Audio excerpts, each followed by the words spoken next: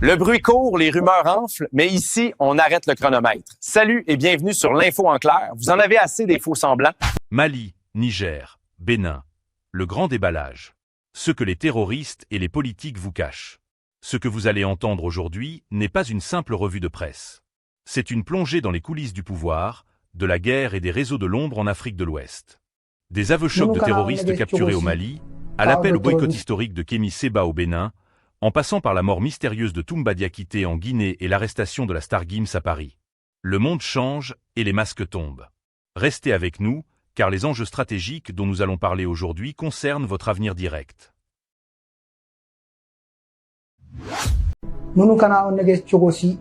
Mali, les confessions de l'ombre. Au Mali, la lutte contre le terrorisme vient de franchir un cap psychologique majeur. Les forces armées maliennes, FAMA, ont réussi à faire parler l'ennemi. À travers un document exclusif de la DIRPA, des combattants capturés révèlent la face cachée des Katibas. On y découvre un recrutement insidieux qui cible la misère des zones rurales, des promesses de motos, d'argent et une manipulation cynique de la religion pour enrôler une jeunesse en quête de repères. Mais la réalité du front est tout autre.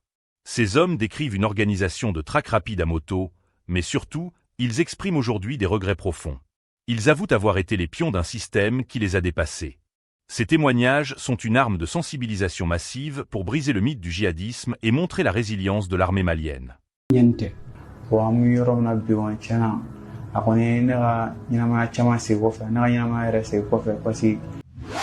Niger et Bénin, le réveil des souverainetés. Pendant ce temps, au Niger, le Premier ministre Ali Mahaman Lamine Zeine pose un constat glacial sur l'uranium. 50 ans d'exploitation française n'auraient apporté que pollution et misère aux Nigériens, tandis que la France en tirait sa puissance. Cette soif de rupture résonne jusqu'au Bénin. À l'approche des présidentielles d'avril 2026, la tension est à son comble. L'activiste Kémy Séba lance un appel au boycott total.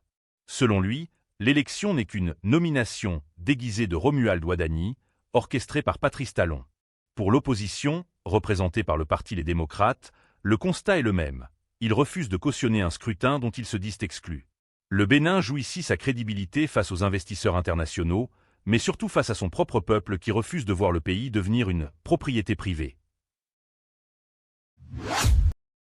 Guinée et France. Disparition et garde à vue. L'actualité est aussi marquée par des séismes individuels. En Guinée, c'est la fin d'une époque. Le commandant Toumba Diakité est décédé ce mercredi 25 mars à Conakry. Un décès qui soulève déjà des questions et qui fera l'objet d'un rapport détaillé pour les autorités judiciaires. Et pendant ce temps, à Paris, le monde de la musique est sous le choc. Le rappeur Gims a été placé en garde à vue dès son arrivée à l'aéroport Charles de Gaulle. Blanchiment d'argent en bande organisée. Les accusations sont lourdes et l'enquête est menée par le parquet national anticriminalité organisée. Une affaire qui prouve que personne n'est au-dessus des radars de la justice internationale.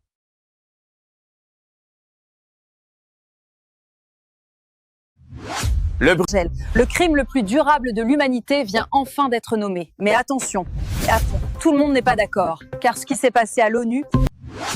L'Afrique au cœur du nouveau désordre mondial.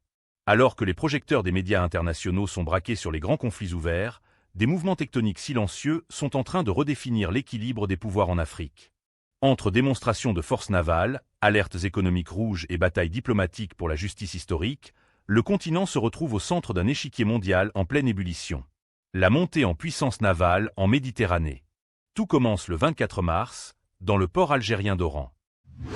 Sous les yeux des observateurs internationaux, 2 navires de la marine de guerre russe ont jeté l'ancre, le sous-marin Krasnodar et le remorqueur de sauvetage Altaï. Officiellement, cette escale de 4 jours s'inscrit dans le cadre de la coopération militaire entre Alger et Moscou. Mais le message dépasse largement le cadre technique. Le Krasnodar n'est pas n'importe quel bâtiment. C'est un prédateur des mers, une pièce maîtresse de la stratégie de projection de puissance russe. En choisissant la 2e région militaire algérienne pour cette escale, la Russie et l'Algérie réaffirment un axe stratégique solide, rappelant à qui veut l'entendre que la Méditerranée occidentale est un espace de haute influence où les équilibres changent. L'alerte d'Aliko Dangote est l'onde de choc économique. Pendant que les navires accostent au nord, un cri d'alarme retentit depuis Lagos. Aliko Dangote, l'homme le plus riche d'Afrique, vient de briser le silence sur les conséquences directes de la crise au Moyen-Orient pour le continent. Pour lui, il n'y a pas de spectateur dans un monde globalisé. Même sans participation directe au conflit, l'Afrique s'apprête à payer le prix fort. Dangote prévient. La persistance des tensions va mécaniquement faire exploser les prix du carburant, déclenchant une réaction en chaîne sur les coûts de transport et une inflation étouffante. Pour des pays déjà étranglés par un niveau d'endettement record, ces nouveaux bouleversements ne sont pas qu'une simple crise économique, c'est une menace pour la stabilité même des gouvernements et le quotidien des populations. Le piège des réparations et la bataille du récit. Au-delà de l'économie et du militaire, se joue une bataille psychologique et morale pour la justice. Les pays occidentaux, conscients que la pression monte concernant les réparations liées au colonialisme, tentent désormais de reprendre la main. Selon Irina Abramova, de l'Institut de l'Afrique à l'Académie des sciences de Russie, nous assistons à une tentative de détournement du débat. L'objectif de l'Occident serait de minimiser les indemnisations réelles en créant des commissions et des fonds de développement sous leur contrôle direct. La présence de figures comme George Soros à la tête de ces mouvements de réflexion interroge. S'agit-il d'une réelle volonté de justice ou d'une stratégie pour renverser l'ordre du jour et protéger les intérêts financiers du monde occidental en limitant les dommages collatéraux pour leurs propres économies? Diplomatie de crise en Libye et en Turquie.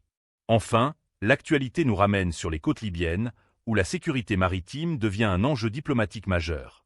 La Libye et la Russie coordonnent actuellement leurs efforts pour sécuriser le méthanier russe arctique Métagaz, endommagé et en dérive à cause des conditions météo. C'est une course contre la montre pour éviter un désastre environnemental, illustrant une coopération technique croissante dans un pays encore fragmenté. Pendant ce temps, à Ankara, la diplomatie turque travaille dans l'ombre. Selon des sources diplomatiques, la Turquie déploie des efforts intenses pour convaincre les pays arabes de ne pas se laisser entraîner dans une guerre directe contre l'Iran. Ankara craint qu'une étincelle supplémentaire ne déclenche une guerre régionale totale, dont les conséquences sécuritaires et migratoires seraient irréversibles pour tout le Moyen-Orient et l'Afrique. Sous-marin russe en Algérie, mise en garde de Dangote, piège des réparations coloniales et diplomatie de l'ombre, tous ces événements forment une seule et même histoire. Celle d'un continent africain qui ne veut plus être le terrain de jeu des grandes puissances, mais qui doit naviguer avec une extrême prudence dans les eaux troubles d'un monde en mutation. La question reste entière. L'Afrique parviendra-t-elle à transformer ces crises en opportunités de souveraineté réelle ? Le crime le plus durable de l'humanité vient enfin d'être nommé. Mais attention, tout le monde n'est pas d'accord. Restez avec moi, car ce qui s'est passé à l'ONU va vous choquer. Justice ou déni, le crime qui fait trembler l'ordre mondial. Bienvenue sur l'info en clair dans notre flash spécial. Haut-parleur public, abonnez-vous, partagez massivement ce flash, aimez et donnez votre avis en commentaire. Votre voix compte. Le monde face à son histoire. L'Assemblée générale des Nations unies vient de franchir un cap historique. Sous l'impulsion du plaidoyer puissant de John Dramani Mahama, l'ONU a officiellement déclaré que la traite des Africains et l'esclavage racialisé constituent l'injustice la plus inhumaine et la plus durable contre l'humanité. Ce n'est plus un débat, c'est une résolution, la traite transatlantique est désormais gravée dans le marbre du droit international comme un crime contre l'humanité. Signe entrée interdite le bloc du refus, ces pays qui ont dit « non ». Malgré la portée morale de ce texte, le vote a révélé des fractures géopolitiques profondes. 3 pays ont voté contre la reconnaissance de ce crime. États-Unis. Israël. Argentine. Sans bouche la zone grise, les 52 abstentions. Plus troublant encore, 52 nations ont choisi de ne pas prendre position, préférant l'abstention face à cette reconnaissance historique. L'Europe en bloc, 42 pays. De la France français à l'Allemagne allemand, en passant par le Royaume-Uni, la Belgique belge, la Suisse et l'Ukraine ukrainien. La quasi-totalité du continent européen a refusé de voter pour. Le reste du monde. Asie, Japon japonais, Oman. Océanie, Australie australien, Fidji, Nouvelle-Zélande, Palau. Amérique du Sud, Paraguay. Microphone le cri pour la justice réparatrice. S'exprimant hier, en mars 2026, devant un forum de haut niveau, le leader ghanéen John Dramani Mahama a martelé une vérité essentielle. Il ne s'agit pas de diviser, mais de reconnaître les faits et d'avancer vers la justice. L'objectif est clair, transformer cette reconnaissance symbolique en réparation concrète. Pour Mahama et ses soutiens, le temps de la simple compassion est révolu, celui de la réparation doit commencer. Bulle, débattons ensemble. La reconnaissance d'un crime sans réparation est-elle une victoire ou une illusion? Pourquoi, selon vous, les grandes puissances occidentales continuent-elles de s'abstenir ou de s'opposer à cette justice historique? Index revers pointant vers la droite blanc, dites-nous ce que vous en pensez en commentaire. Index revers pointant vers la droite blanc, partagez ce flash pour briser le silence.